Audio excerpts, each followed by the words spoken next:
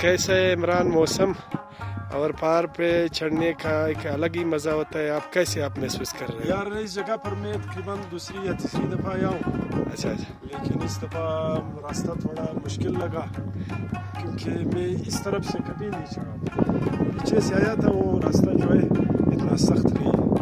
मगर ये जगह इतनी खूबसूरत है कि जितना भी आदमी थक जाए मगर ये जगह देखने के काबिल है, क्योंकि बार बार दिल चाहता है कि ये जगह देखें। फिर नीचे जो है ये सोलर वाला ट्यूबवेल, इसका पानी बहुत ठंडा भी है और हल्का भी है। अच्छा अजमेर में बिल्कुल। तो ये जगह इंतहाई खूबसूरत है। ये खानोजी कली खुशाब जरमून ये इलाका मेरे ख्याल में बलूचिस्तान के खूबसूरत तरीन इलाकों में इसका शुमार होता है। तो आई थिंक अभी